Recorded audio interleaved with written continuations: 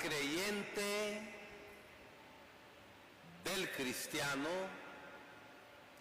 es cuestión de fe.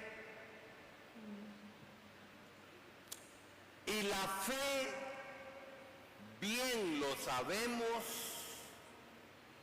no se trata solamente de creer, porque hasta el diablo cree. La fe se trata de creerle al Señor. Y por lo tanto, creyéndole al Señor, toda la vida del cristiano, en las cosas que vive en el día a día, está llena de presencia de Dios. Y porque está llena de presencia de Dios, todo lo que realiza el cristiano ha de estar de acuerdo a la fe creída y practicada. ¿Por qué digo esto? Sin que nos pongamos a ser jueces de nadie, nos damos cuenta nosotros que cualquier persona dice que tiene fe y cree en Dios, y sin embargo los actos que esa persona hace no son actos fruto del creerle al Señor, porque son tantas veces actos egoístas, actos injustos, actos corruptos que no corresponden a una persona que vive de la fe. Porque la fe sin las obras del amor,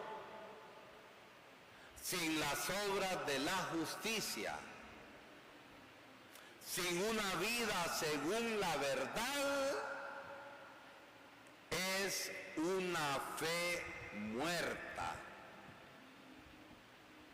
completamente muerta.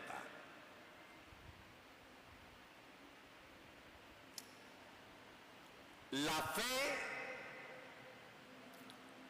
creída y vivida genera y comporta actitudes. Y las actitudes van a desembocar en actos concretos. El domingo pasado se nos presentaba con el ejemplo del buen samaritano la actitud del cristiano que se hace prójimo y se acerca y toca al necesitado y no pasa de largo. Miremos nosotros aquí en Zacapa, con tanta necesidad de gente, con tanta necesidad de migrantes, con tanta necesidad de gente que pide en las calles. ¿Cuáles son las actitudes nuestras? Si las actitudes nuestras son la indiferencia,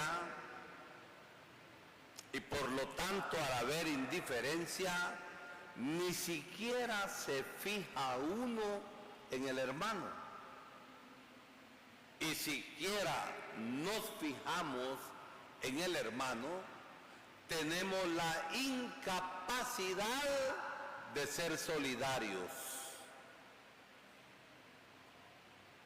Y se trata, según el buen samaritano, de hacerse solidario y ser eficaz en la fe que genera amor. Porque si la fe no se manifiesta en el amor concreto a la gente, no tenemos fe, absolutamente. Hoy la palabra de Dios quiere presentarnos dos actitudes en la vida de fe vividas en el diario vivir. La hospitalidad y escuchar. Escuchar que nos hace discípulos del Señor. ¿Por qué? Porque el cristiano es ante todo discípulo. Es aquel que está a los pies del Señor y le escucha. Y le escucha para llevar a la práctica y ser coherente en su vida cristiana y que pueda justificar con sus obras la fe que dice creer. Miren ustedes, viendo noticias y viendo un montón de cosas, políticos que dicen que son cristianos y son unos grandes corruptos. Y eso no es ser cristiano. ¿Qué es lo que la palabra de Dios nos presenta hoy? Repito, ser hospitalarios, ser discípulo que escucha. Y las dos, el ser hospitalario como el ser discípulo que escucha, quieren una actitud de vida fundamental. Quiere la apertura. La apertura al prójimo, sobre todo necesitado, y la apertura a Dios para escucharle. Porque si no hay apertura al hermano, es falso que haya apertura a Dios. Miremos cómo la palabra de Dios hoy nos presenta la hospitalidad.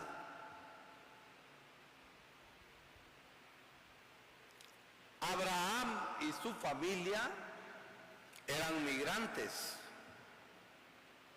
Habían salido de su tierra y el Señor le había dicho a Abraham: sal de tu tierra y te haré padre de un gran pueblo. Ya viejito, dejó sus posesiones, era muy rico y se pone en camino. Le cree al Señor y se pone en camino. Padre de un gran pueblo, si eres estéril su mujer y él era anciano. En el desierto, con mucho calor, aparecen 3 peregrinos. Y normalmente al peregrino se le conoce o no se le conoce? ¿Se le conoce al peregrino? Yo digo conocerlo, quién es y qué hace. No. Los conocemos tal vez en su apariencia de necesitado. 3 peregrinos, y a esos peregrinos en el desierto, no obstante que eran migrantes, Abraham y su mujer los atienden. Y la sorpresa de la vida, en el necesitado se encuentra el Señor. Quien no encuentra al Señor en el necesitado, que no me venga con el cuento aquí dentro del templo que se ha encontrado con el Señor. No sea mentirosa. No sea mentiroso, porque ni aquí en el templo se encuentra con el Señor, sino encuentra al necesitado en la calle. Y según el relato bíblico que acabamos de escuchar, pues ciertamente eran enviados de Dios, eran ángeles, eran sus mensajeros. Pero la novedad de la vida cristiana, desde la fe y desde la justicia y la caridad, es que en cualquier prójimo necesitado, nosotros nos encontramos con el Señor. Y miren lo que al final estos 3 mensajeros le dicen: el año entrante por estas fechas, tu mujer tendrá un hijo. El cumplimiento de las promesas de Dios. Miremos qué nos dice el Evangelio. Jesús era amigo de 3 hermanos. Lázaro, aquel que el Señor resucitó de entre los muertos y volvió a morir porque no era la resurrección final. Marta y María.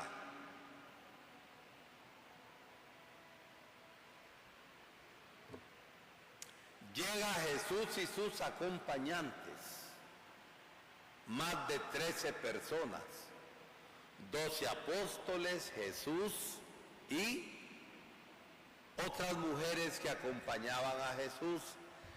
Llegan en una tarde acalorada a Betania, que era la casa de estos 3 hermanos.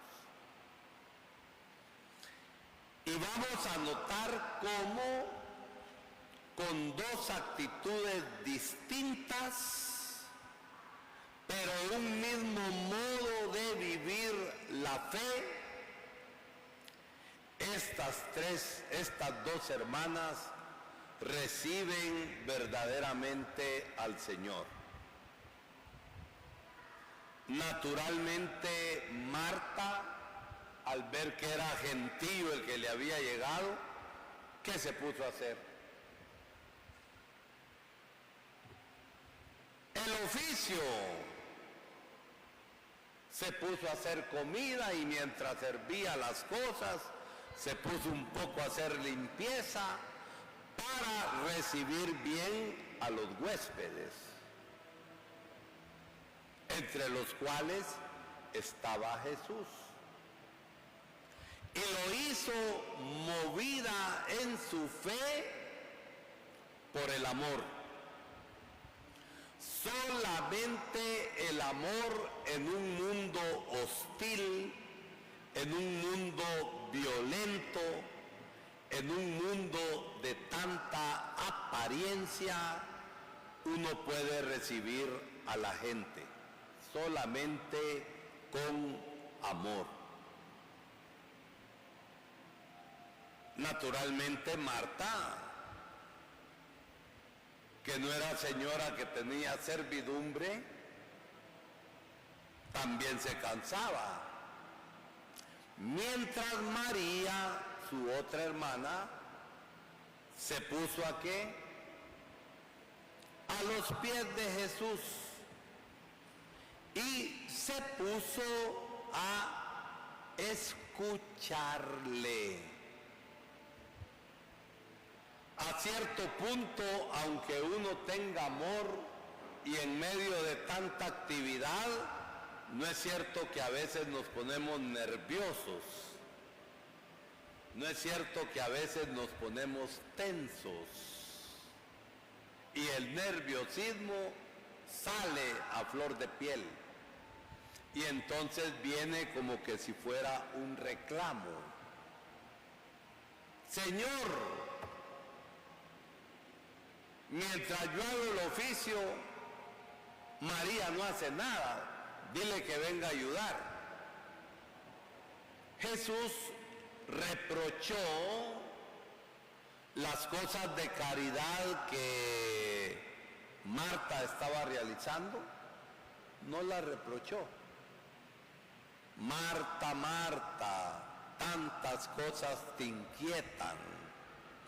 Es lo que a veces a ustedes y a mí, en medio de la agitación de la vida, que nos ponemos nerviosos y no hayamos qué hacer, el Señor nos puede decir,